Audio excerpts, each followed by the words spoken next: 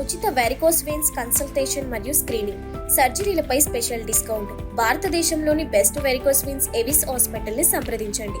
మరింత సమాచారం కోసం ఈ నంబర్కి కాల్ చేయండి.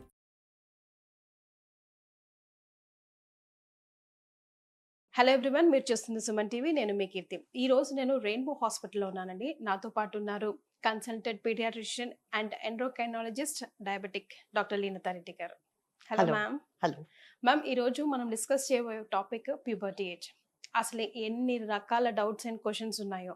ఇదివరకు రోజుల్లో అయితే అమ్మమ్మలు నానమ్మలు పక్క నుండి, ఈ రోజుల్లో కొంచెం 12-13 వాళ్ళకి తెలిసిపోయేది బాడీ పార్ట్స్ని పట్టి. పిల్లలు చేంజ్ అవుతున్నారు అనగానే ఇప్పుడు మా ఏజ్ ఉన్న హైలైట్ చేసేసేవాళ్ళు, this is what you have to look after. నీకు ఇలా అనిపిస్తే. ఇప్పుడు అసలు ఫ్యాక్టర్స్ లేవు, సిమ్టమ్స్ లేవు, ఏది లేదనిపిస్తుంది. What you stay? సిమ్టమ్స్ లేవని అనలేము, సిమ్టమ్స్ ఉన్నాయి. మన నానమ్మలు అమ్మమ్మల ఏజ్కి పోతే ఆ టైంలో 14, 15, 16 కామన్ ఏజ్ పెద్ద మనిషి కారానికి. ఓవర్ టైం అది స్లోగా తగ్గుతున్నది. అది ఒకటి మన దగ్గరనే కాదు, ప్రపంచంలో అంతా చూస్తున్నాము, ఎస్పెషలీ ఆడపిల్లల్లో చూస్తున్నాం. సో ఆడపిల్లలు ఈ కాలంలో కొంతమంది 10 years కంటే ముందే పెద్ద మనిషి అవుతున్నారు. దానికి కారణాలు డయట్ ఉండొచ్చు, ఎండోక్రైన్ డిస్రప్టర్స్ అని కొన్ని కెమికల్స్ వల్ల, లైక్ పెస్టిసైడ్స్, ప్లాస్టిక్స్, అటువంటివి గర్ల్ హార్మోన్కి సంబంధించిన ఎండోక్రైన్ డిస్రప్టర్స్ దొరుకుతాయి. సో స్పెసిఫిక్ డయట్ వల్లనే వస్తుందని మనం అనలేము. సో మనము అటువంటి ఎన్విరాన్మెంటల్ ఫ్యాక్టర్స్ని మన చేతిలో లేవది. మనం చేయగలిగేది healthy diet, as much as possible portion లిమిట్గా, excessive chicken, excessive milk intake కాకుండా బ్యాలెన్స్డ్గా అన్ని తినేసి ఫీచర్స్ కోసం చూసుకోవాలా. సో మనకి మన పిల్లల్లో కొంచెం ఛాతి పెరగడము, లేకుంటే సడన్గా హైట్ పెరగడము, లేకుంటే body hair changes, body smell మారుతుంది అన్నప్పుడు డాక్టర్స్ అడ్వైస్ తీసుకోవాలి. అంటే ఎలాంటివి మ్యామ్? ఫర్ ఎగ్జాంపుల్ లైక్ ఇప్పుడు హెయిర్ చేంజెస్ అంటే under arm hairs, private areas లో హెయిర్ పెరగడం స్టార్ట్ అవుతుంది యంగ్ ఏజ్ లో. ఛాతి పెరగడం, సో యంగ్ ఏజ్ లో ఛాతి పెరగడం గమనిస్తే మనం సీక్ చేసుకోవాలి. So what according to is young age ma'am? Any girl who has breast development before 8. Okay. So ఏంటంటే ఛాతి పెరిగినాక రఫ్లీ 2 to 3 years లోపల పెద్ద మనిషి అవుతాం. సో మనం 8 కంటే ముందు ఛాతి పెరిగితే 10 కంటే ముందు పెద్ద మనిషి అయ్యే ఛాన్సెస్ ఉంటాయి. ఈ కాలంలో అర్లీగా స్టార్ట్ అయితే మనం దాన్ని టెంపరీగా హాల్ట్ చేయొచ్చు. టెంపరీగా హాల్ట్ చేయొచ్చు. టెంపరీ హాల్ట్ చేయడానికి రీజన్స్ ఏంటంటే, ఒకటేమో చిన్న వయసులో అయితే వాళ్ళకి అర్థం కాదు, రెండోది చిన్న వయసులో పెద్ద మనిషి అయితే హైట్ కూడా దెబ్బతినే ఛాన్స్ ఉంటుంది. జనరల్గా ఆడపిల్లలు పెద్ద మనిషి అయినాక 2 years వరకే హైట్ పెరుగుతారు, 2 to 3 years మ్యాక్సిమం. 15, 16, 17 అని కాదు. సో నువ్వు పెద్ద మనిషి 10కి అయితే 2 to 3 years లో ఆగిపోతావు. సో మనము ఏ సైన్స్ కోసం చూడాలనో తెలిస్తే, ఆ సైన్స్ కనిపిస్తే మీ పిల్లల డాక్టర్, మీ పీడియాట్రిషియన్ దగ్గరికి వెళ్ళొచ్చు, వాళ్ళు అడ్వైస్ చేస్తారు. లేకుంటే పీడియాట్రిక్ ఎండోక్రైనాలజిస్ట్ దగ్గర కలిసిన we can guide you. Yes.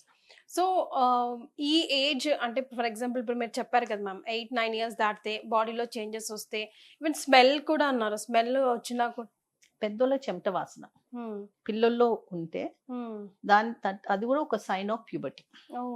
Okay. So అన్ని గమనించుకో. మనం ఎలాంటి విషయాలు పిల్లలకి చెప్పాలి, ఈ ఏజ్ లో చెప్పకూడదు, అండ్ పేరెంట్స్ ఎలాంటి సర్కమ్స్టాన్సెస్ మైండ్ లో పెట్టుకోవాలంటారు మ్యామ్? సో చెప్పకూడదు అంటే, ఇప్పుడు ఒక చైల్డ్ మెంటల్ మెచ్యూరిటీ ప్రకారం ఎక్స్ప్లెయిన్ చేయాల్సి వస్తుంది. సో యాజ్ పేరెంట్స్ మనకి ఓకే బాడీలో కొంచెం చేంజెస్ కనిపిస్తున్నాయి, ఇవి నాకు నిజమైన చేంజెసా కాదా ఫస్ట్. సో దానికి డాక్టర్ దగ్గరికి వెళ్తారు. డాక్టర్ దగ్గరికి వెళ్ళినాక డాక్టర్ తోటి you can have the discussion, ఎంతవరకు నేను చెప్పగలుగుతాను, ఏం చెప్పాలా. జనరల్ గా పిల్లలకి రఫ్ గా ఈ కాలం పిల్లలకి ఉంటది దట్ బాడీలో చేంజెస్ జరిగితే మనం మారుతాం. సో మనం సింపుల్ లాంగ్వేజ్ లో కావాల్సినంత ఇన్ఫర్మేషన్ చెప్పాలా పిల్లలకి, బట్ కేర్ఫుల్ గా చెప్పాలి. హైలైట్ చేసేయకుండా ఎలా చెప్పాలి వాళ్ళ బాడీ చేంజెస్. ఇప్పుడు 7-year-old అమ్మాయి వచ్చి బాడీ చేంజెస్ తోటి ఉన్నామంటే మేమేం అడ్వైస్ చేస్తాం పేరెంట్స్ కి, మనం ఎవాల్యుయేట్ చేసి ఇది నిజమైన ప్రాసెస్ అయితే మనం దాన్ని ఆపుతాం, టెంపరీగా ఆపుతాం. సో టెంపరీగా ఆపడం అంటే ఏంటిది, ఈ బాడీ చేంజెస్ స్టాటిక్ అయిపోతాయి, ఇంకా ప్రోగ్రెస్ కావు. అవి ఫ్యూచర్ లో ఏం ప్రాబ్లం కాదమ్మా? ఇంతవరకు అయితే మేము చూడలేదు okay. Any problems. Simple problems కొన్ని ఉంటాయి. ఇంజెక్షన్ గా it's usually given as an injection. Okay. Injection ఇస్తే it is a bit painful when you give an injection. So అటువంటి టెంపరీ ఇష్యూస్ ఉంటాయని, but it helps the child in the long run. అట్లానే ఎవరికైనా ఏ parent కి వాళ్ళు వచ్చి మాకు ఇప్పుడు వద్దు అంటే ఇవ్వం మేము. నిజంగా అర్లీగా స్టార్ట్ అవుతుంది, అర్లీగా అయ్యే ఛాన్సెస్ ఉన్నాయంటే ఆ పిల్లలకి ఆపుతాం. కానీ ఇప్పుడు మా సర్కిల్లో వరకు చూసుకున్నాం మేడం, చాలా మంది ఇప్పుడు రేజ్ చేస్తున్న డౌటే ఇది. అండ్ చాలా మంది ఇంత తొందరగా ఎందుకు అని చెప్పేసి డాక్టర్స్ ని అప్రోచ్ అవ్వడం, స్టాప్ చేయడం చేస్తూ ఉన్నారు. కానీ మాకు కూడా నన్ను అడిగినా నేను ఎందుకు అలా చేస్తున్నావు, అయ్యేది కానివచ్చు కదా న్యాచురల్ గా, ఫ్యూచర్ లో మళ్ళీ ఏమైనా ప్రాబ్లం వస్తే అని అనేస్తూ ఉంటాం. దీన్ని కరెక్ట్ చేయండి. ఫ్యూచర్ మనం ఇచ్చే మెడిసిన్ ఇస్ వెరీ టెంపరీ. ఆ ఇచ్చే ఇంజెక్షన్ మనం ఫ్యూ డేస్ లేట్ చేసినా కూడా నీకు ప్రాసెస్ రీస్టార్ట్ అవుతుంది. So it tells us that injection is very temporary in the way it works. So long run, after 20 years 30 years, evidence whatever studies have been done, ఏమి life threatening conditions ఏమి లేవు. It doesn't cause. The next question parents will ask is fertility. It is not. So far there's no evidence to say that ఈ మందు వాడినందుకు fertility effect చేస్తుంది. And కొన్నిసార్లు ఈ medicine is used by fertility doctors also for other reasons when they evaluating fertility. So overall it is a safe medication. And ఎవరికి ఇస్తాము, నిజంగా అర్లీగా start అయ్యి వాళ్ళకి ఇబ్బంది అవుతుంది అంటేనే ఇస్తాము. ఇప్పుడు ఒక 10-11 year వాళ్ళ అమ్మాయి వచ్చి యాజ్ అ పేరెంట్, మనకు as women as mothers we want మన పిల్లలందరూ 14 years 15 years పెద్ద మనిషి అయితే బాగుంటుంది అని ఎక్స్పెక్ట్ చేస్తాం. సో 11 years ఒక మదర్ వచ్చి ఆపమంటే మేము ఆపం. It's not advisable. But somebody comes at 8 or 9, then yes we would definitely recommend. So it is ఆ సిచ్యువేషన్ ప్రకారం we decide ఓవర్ కాపాలనో ఓవర్ కాపొద్దు అని. అందరికీ ఆఫర్ చేయం. అంటే ఆల్రెడీ మెచ్యూర్ అయ్యే సైన్స్ ఉన్న వాళ్ళకా మ్యామ్, లేకపోతే ఆల్రెడీ ఒకసారి they have seen the thing? ఇప్పుడు ఫర్ ఎగ్జాంపుల్ నాకు ఒక 7-year-old పాప వచ్చింది, ఛాతి పెరుగుతుంది అంటే I will evaluate and halt it because she 7. Okay. 9-year అమ్మాయి వచ్చింది, కొంచెం ఛాతి పెరుగుతుంది, I will probably evaluate because to make sure, but I probably wouldn't halt it because she is 9. తను అయ్యే వరకు she might be 11, so I might not.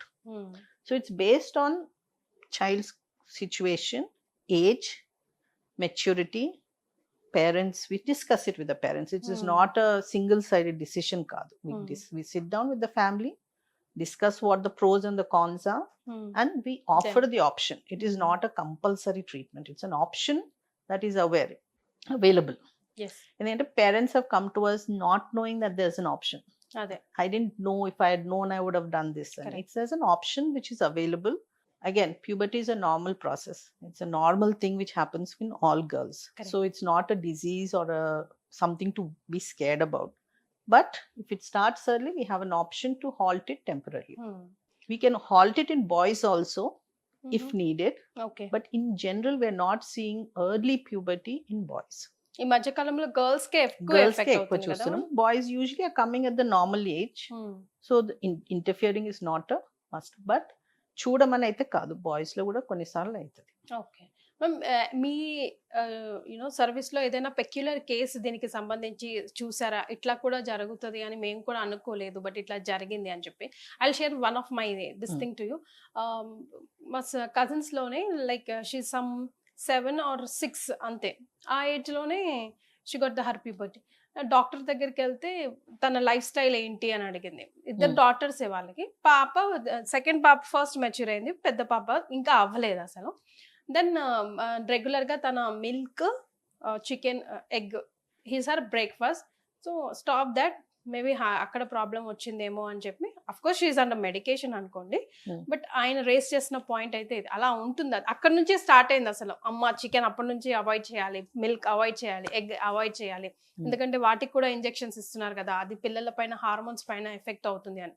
50-40 effect పడుతుంది కదా madam. There is some influence, but it is not the only influence. There is. అందుకే we are saying don't restrict your diet, but everything in moderation. So nowadays children are eating a lot more chicken than we used to eat when we were young. They're taking a lot more dairy products than we used to take when we were young. Hmm. We say take everything in moderation. Know where you're sourcing your food from. Hmm. So if in doubt, go for milk antam. Hmm. If in doubt, go for the packet milk. Because at least a packet milk, like there are a lot of companies which have been around for a long time. So know where you're sourcing your milk from or your chicken from, and eat everything in moderation. Moderation. Because utti food anlemo. There Hmm. are people who are been very, very over cautious, who have not given any of these items, and still some of them have started. Hmm. Because there are so many factors, endocrine factors, disruptors antam, endocrine disruptors, which are not in our hand. So there are some pesticides which contains girl hormone related factors in them, which Hmm. can also trigger. Pesticides are given to Everyone. every vegetable is covered, or every ఈ grain is రోజుల్లో. covered with pesticide. Yeah. So there's not one specific reason to blame it on. So we say take everything, lead a healthy life, eat everything in moderation, exercise, maintain your weight. We also కొంచెం ఎక్కువ బరువు ఉండే ఆడపిల్లలు ఎర్లీగా అవుతారు. Hmm. So weight maintaining is important. So ఈ factors మనం maintain చేసుకొని చేసినాక కూడా అయ్యే ఛాన్సెస్ ఉంటాయి. ఏ ఫీచర్స్ చూసుకోవాలా, ఎప్పుడు డాక్టర్ని కలవాలా అనేది గుర్తుపెట్టుకుంటే that is all we can do as parents. Ma'am lastly special kids గురించి కూడా ఈ టాపిక్ పైన మాట్లాడాల్సింది. బికాస్ వాళ్ళకి హార్మోనల్ ఇంబ్యాలెన్స్ చాలా ఎక్కువ తక్కువ ఉంటుంది కాబట్టి ఇంకా అసలే అవ్వద్దు అనుకుంటారు. తొందరగా మెచ్యూర్డ్ అవ్వద్దు అని పేరెంట్స్ కోరుకుంటారు. బట్ వాళ్ళు దే ఎండ్ అప్ డూయింగ్ ఉల్టా బికాస్ వాళ్ళ హార్మోన్స్ చాలా తొందర. అలాంటి పేరెంట్స్ కి మీరు చెప్పే special needs we do have. మా దగ్గర చాలా మంది స్పెషల్ నీడ్స్ చిల్డ్రన్ ఉన్నారు. స్పెషల్ నీడ్స్ ఉన్న ఆడపిల్లలు, yes, most parents don't want them to go through it, or if they go through it, they go through it much later age. Again, depending upon the intellectual capability of the child, we decide. కొంతమంది ఆడపిల్లలకి చాలా రోజులు ఇస్తాం, because మాకు తెలుసు they are incapable of handling it, because they have significant learning difficulties, developmental delay, వాళ్ళకి general understanding ఉండదు. అటువంటి పిల్లలకి give it even up to couple of years later on, till 13, 14, ఇంకెక్కువ ఇయర్స్ కూడా ఇస్తాం. So those are discussed on an individual basis. So if a parent with a special needs papa thot unnaru, worry unnadi ante, they should meet a pediatric endocrinologist, discuss the options. There are other options for their future later on life also. Those are all discussed on a one-to-one basis. Yes.